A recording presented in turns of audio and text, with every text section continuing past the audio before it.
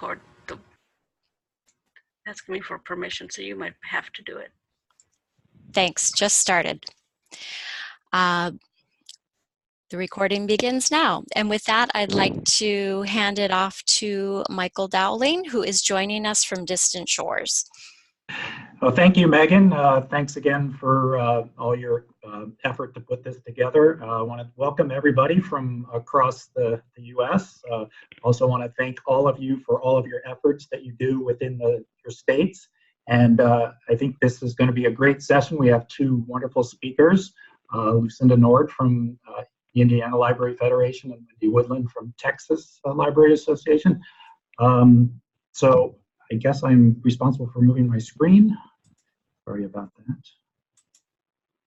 Or if someone could move that for me. Dylan.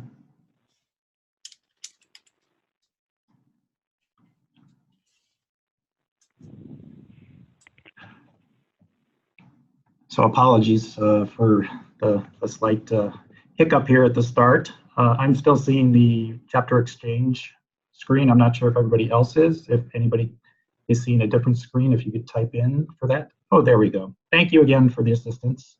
So what we're going to do is, as I said, I'm Michael, doing the introductions in a haphazard way.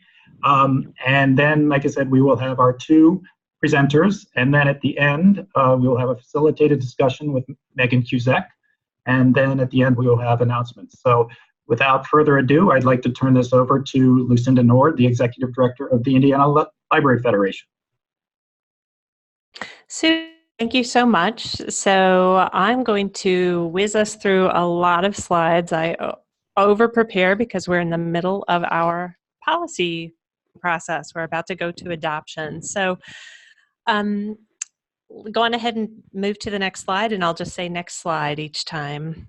So unlike some other states, including some of the folks on this session, Indiana Library Federation is the single ALA chapter where we serve all types of libraries and the people who work in them and who support them. Advocacy is the most important role for our state association and for an association that's comprised of entities that are dependent upon public funding and public policies. Next slide. So we engage in the full range of advocacy activities, from monitoring there over on the left to coalition work, and then to grassroots and direct lobbying. We actually contract with an external lobby firm, like a lot of associations, and I also spend a significant time of my time as the director lobbying. Our advocacy committee guides all of our policy priorities, how and when to engage in these various advocacy and lobbying activities along the continuum. Next slide. Our advocacy committee, formerly called our legislative committee, is our hardest working committee. It actually is comprised of 4 public, 2 school, 2 academic, 2 trustees and supporters, 2 co-chairs, and then 3 ex officio representatives, including our state librarian, our ILF board president, and myself.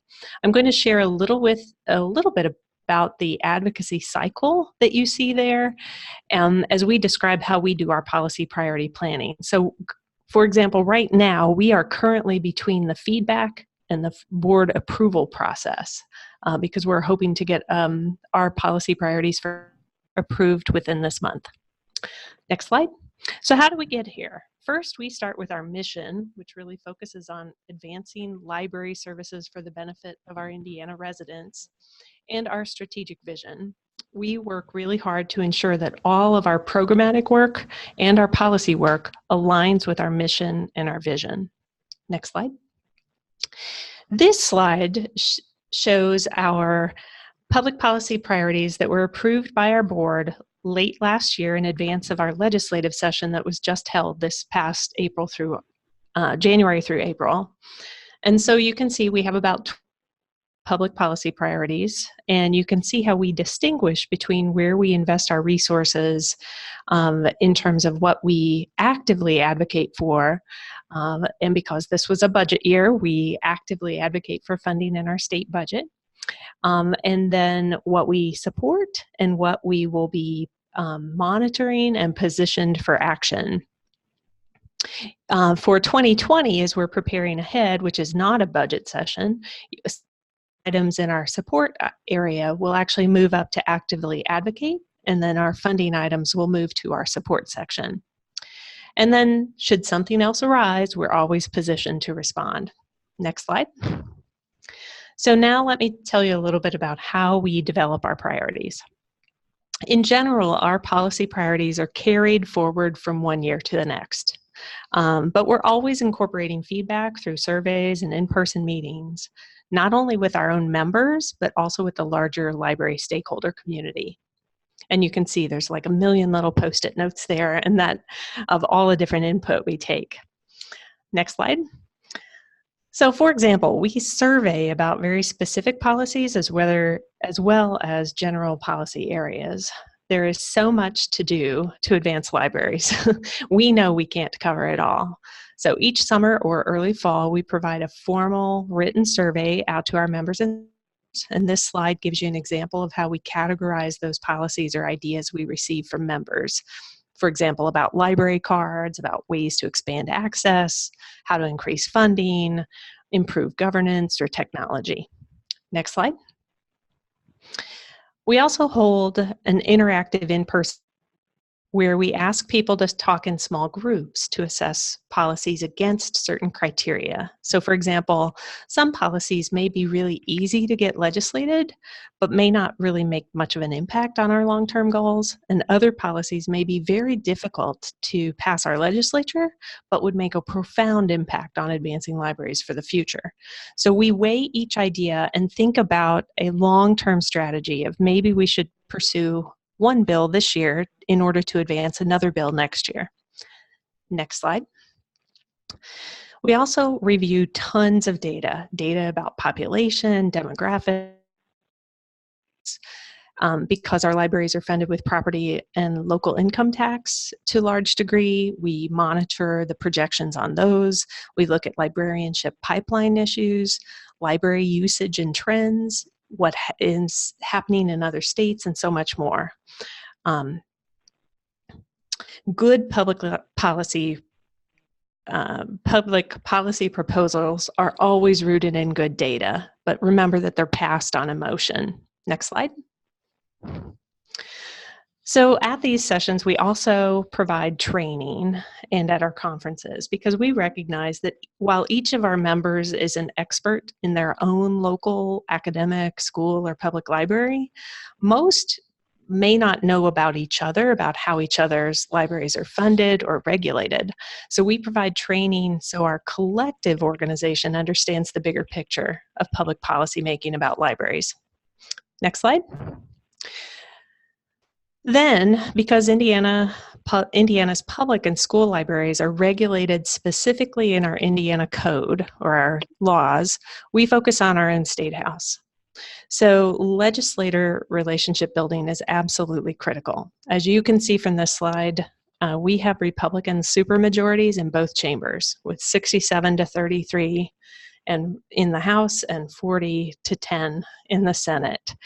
So we cannot do anything without relying on important Republican leadership and support. We always go through a process of confirming the kind of support that we have. So one of the harsh realizations that our members have is that legislators may vocalize support for libraries, but there are really actually a smaller number who are true champions of libraries, who would sort of fall on the sword for libraries. So it's our job to make sure that we have strong relationships with all legislators, including those who disagree with us on certain issues. Next slide. So here are the principles we use in our own planning process. If you look at our documents, we have this stated approach that describes how our advocacy work is driven out of our mission. And notice that we changed our mission in 2016 from one that focuses on librarianship to a mission that really focuses more on library services for the benefit of our state residents. So we are always nonpartisan, and what we mean by that is that we never appear to support or oppose a candidate or a party. So we're always looking for bipartisan support in anything that we would do, and we would never give preference to a candidate or a party. Our principles are based in our core library values.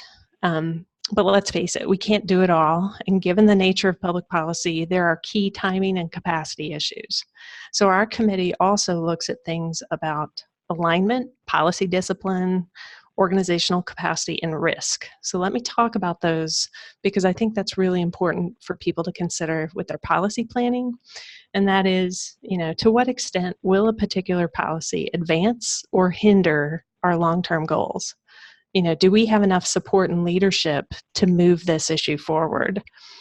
And when we talk about policy discipline, it really relates to two different ideas. First, the idea that a public policy priority is so important that all will work to carry it through. The main idea doesn't generally change about the policy issue.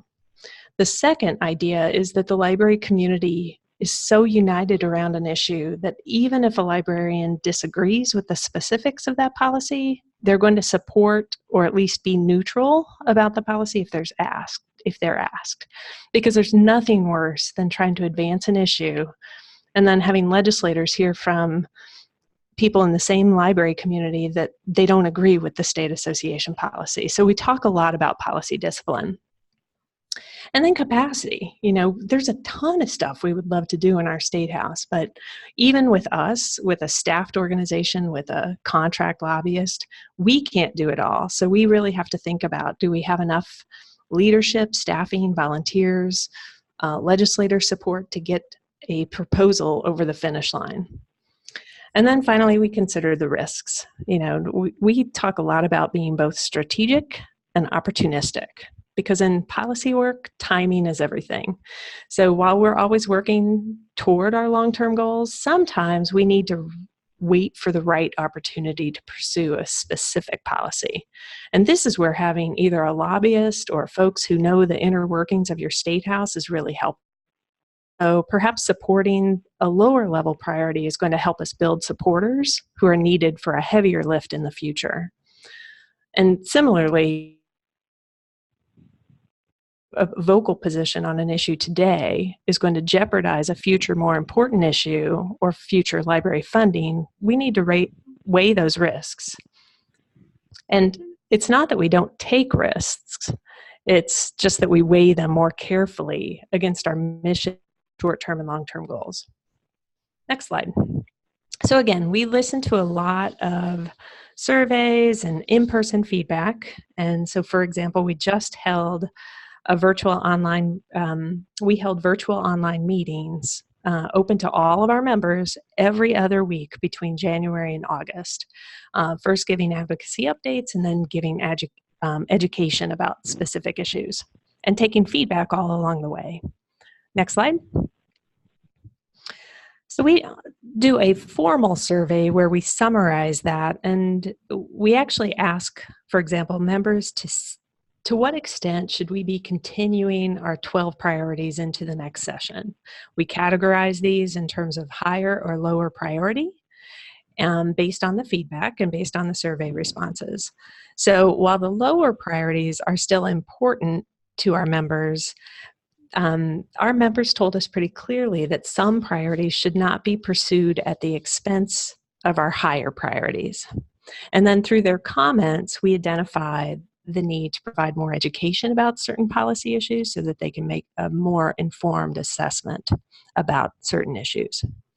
Next slide. And this slide will give you another example of the type of detail we try to collect in a survey. So for example, criminal history checks for public libraries was a topic that was brought up this last year, and we will be talking about in the next legislative session. So we needed to ask our libraries, what's going to make a really good policy? They already have a policy. What type of policy do they have? What would they support and what would they oppose? Next slide. So I've talked a lot about our planning process. Let me just give you an idea of how this works during our legislative session. So I told you that last year our board approved our public policy priorities, and this gave our marching orders for the budget writing session that we were supposed to have. We were all prepared to go in and ask for more money and to sustain the money that we had secured before. Next slide.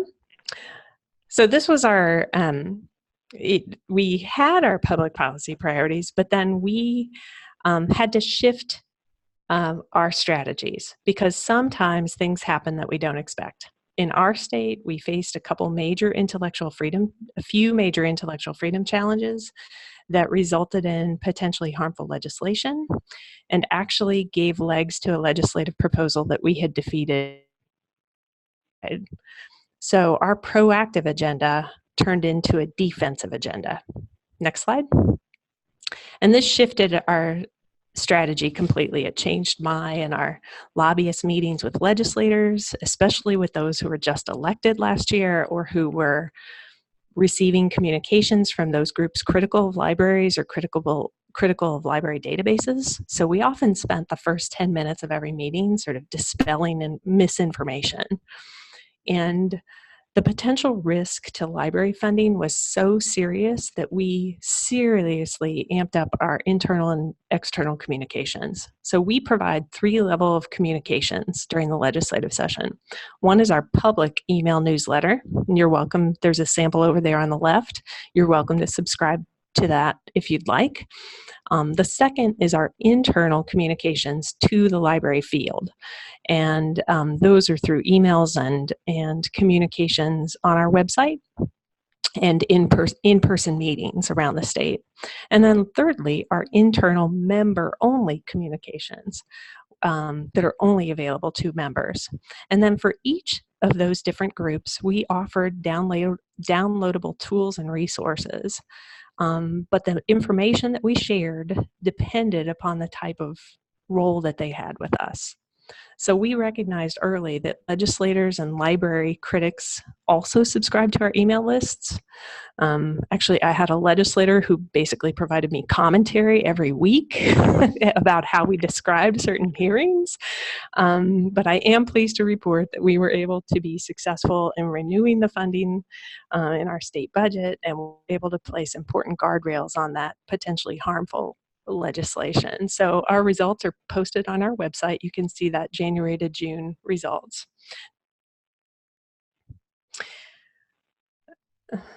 Next slide.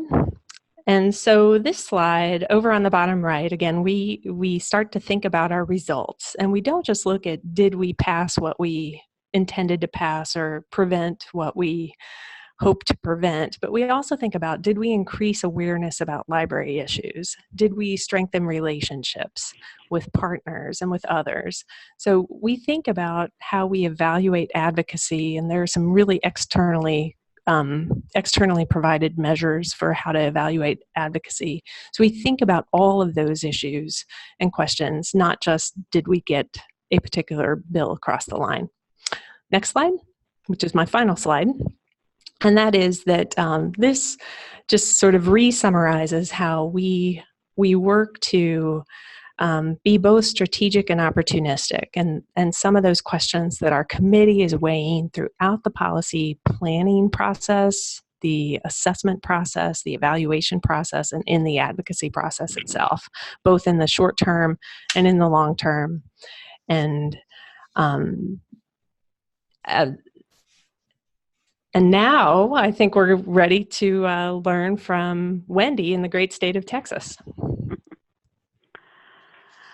Hi, thank you all for having me. I'm Wendy Woodland, Director of Advocacy and Communications at the Texas Library Association. You can go to the next slide. So TLA's approach to legislative strategy really is undergoing a pretty significant transformation that has just begun in the past couple of months. But to start, I'm going to share a little bit of information about the Texas legislature, how TLA's legislative and advocacy structure has been to currently, and how we hope to start transforming that approach. So Texas is one of only 4 states, the others Montana, Nevada, and North Dakota, where the legislature meets every other year. So the Texas legislature convenes in odd-numbered years for 140 days, from January to May. And the biennial schedule presents some challenges and opportunities for our legislative advocacy. On the one hand, the legislature is constrained by a very short window of time to pass legislation. The only bill they're constitutionally required to pass is a balanced budget. On the other hand, they pack a lot of bills into that time frame. During the most recent session, there were 7,300 bills filed, and if you add all of the concurrent and honorary resolutions, the number climbs over 10,000. So it's a lot to wade through and keep up with. This session, the major issues included the budget, public school finance reform, and property tax relief, all of which impacted libraries in various and sometimes unexpected ways. So the 18-month interim does allow for time to plan and strategize for the next session and to advocate and build those relationships with elected representatives. We also work a lot with regulatory agencies during the interim as they try to figure out how exactly to implement the bills that were passed by the legislature. But that interim also means we have to live with the consequences of the poor legislation for a while before we can attempt any kind of legislative redress or solution.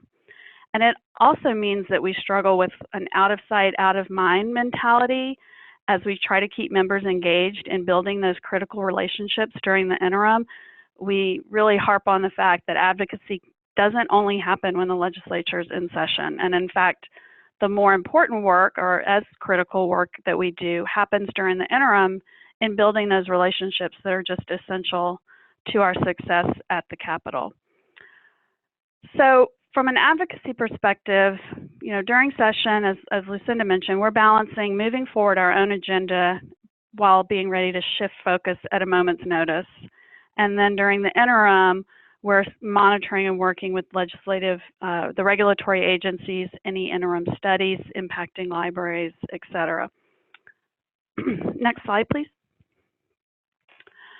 So TLA's legislative and advocacy efforts are driven by our legislative committee. There's 15 to 20 members on the committee, and they represent all of our member types, academic, public school, and special.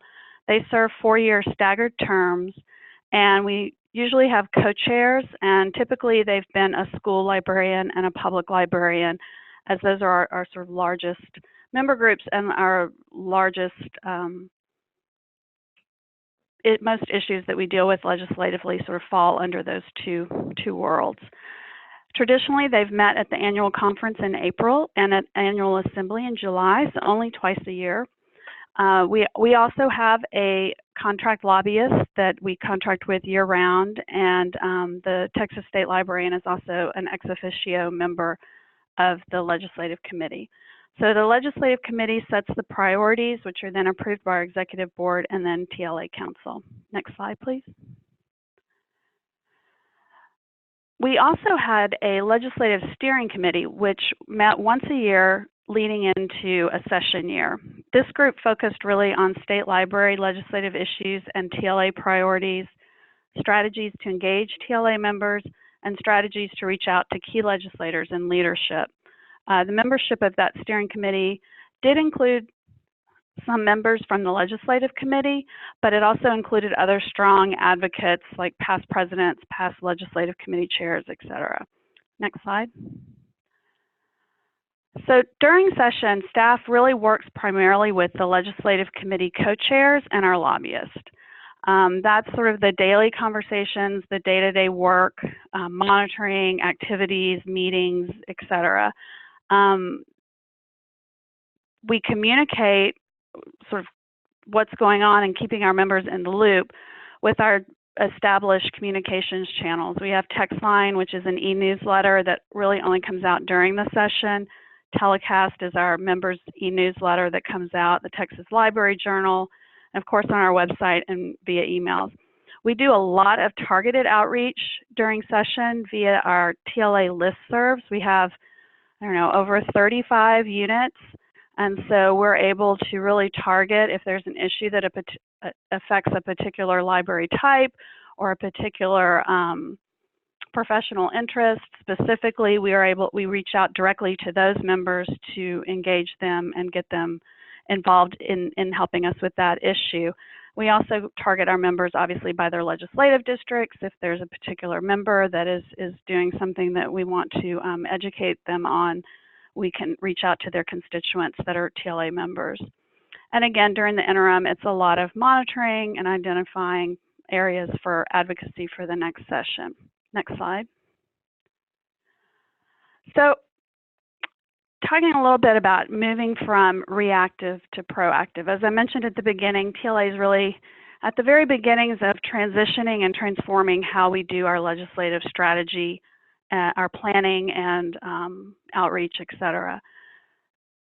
For the past 3 to 4 sessions, our legislative strategy has been focused primarily on budgetary issues and supporting the state library while fending off any unanticipated negative legislation. And this is because in 2011, the 82nd legislature decreased state general revenue funding by $9 billion after the recession. So that resulted obviously in severe cuts across the board. The state library was particularly hard hit, where their funding was decreased from 40 million to 14 million. So over 65% of their funding was cut for the 2012-2013 budget. So this really led to a very sort of reactive, defensive legislative strategy at TLA, because during that session, there was a real threat and a real concern that the state library was going to go away completely. So everyone sort of hunkered down and really focused on restoring funding and supporting the state library, raising awareness of what libraries are doing in Texas. And it's been very successful because as of this session, the budget has been restored to about $52 million for the 2021 biennium. So now TLA is really reevaluating how our legislative and advocacy efforts are structured and trying to shift to a more proactive strategy. And so to begin, we took a close look at the makeup of the legislative committee, which over time has become perceived as a somewhat closed group that you have to have some sort of special expertise and secret handshake to become a member of, which obviously isn't the case. But if that perception is out there in our membership, obviously we need to change that and work to be more transparent. So we worked with the president and president-elect to actively recruit members for the committee that have an interest in the topic, but perhaps haven't served before and for whatever reason didn't think serving on the committee was an option. So now we have a really great mix of new and experienced members that are on the committee. There's a lot of excitement, and they really are ready to hit the ground running and make a difference. We are also no longer going to have the steering committee. We're going to shift a lot of what they talked about over to the legislative committee, which is going to be meeting much more frequently than twice a year to be more hands-on and deeply involved in the strategy and implementation as we move forward. Can you go to the next slide? So we got started by hosting a legislative platform planning retreat for the legislative committee members just a couple of weeks ago in September. And it's the first time we've done this in many, many years. And it was a really amazing, productive, positive experience for all the members and for staff that was there. Our goal going in was to begin developing a proactive legislative and regulatory platform, including goals and objectives and timelines. And so the group brainstormed what's been right with TLA's advocacy, what's been wrong that could be improved, what's confused, and what's missing. And then those ideas were condensed into core themes that are going to drive our approach to legislative planning, such as becoming more proactive, maintaining diverse voices and seeking out those diverse voices and opinions, finding data to help drive decision-making, and continuing to invest the time and resources into planning and setting goals. We discussed trends and challenges and opportunities facing the libraries and the library profession, and then reviewed the TLA mission, vision, and values before brainstorming topics that could be affected by legislative or regulatory changes through those lens. And all of those ideas were distilled into 3 big buckets or categories: education, economic development, and access. So next slide. So the next steps for the committee are to prioritize those strategies for each of those large buckets or category, and then identify how each impacts the different divisions of our membership, because ideally we want to have initiatives that resonate with the various divisions so that members take ownership and are willing to advocate. And as listeners, even if it's not a public library issue per se, public librarians are going to understand it and be in support or at least be neutral on it. Then we'll be developing a communications plan to roll this all out to membership and begin researching and developing initiatives for the 87th legislative session in 2021. And of course, as part of all of that will be how do we keep this going. So I was very inspired by Lucinda's outline for how they manage this on an annual basis. And so to conclude, we are hoping to present this proposed legislative platform to our executive board no later than January, and then share with the membership prior to conference. Our conference is at the end of March, but for sure have education sessions at conference. And then as we lead into our annual assembly, which is in July, more fully develop these specific legislative initiatives and begin moving toward the 2021. So it's we're sort of at the very infancy and the beginnings of this whole process. It's really exciting. It's really energized our legislative committee and our board. So I'm really looking forward to see how we're able to structure it and keep this momentum moving forward. So thank you.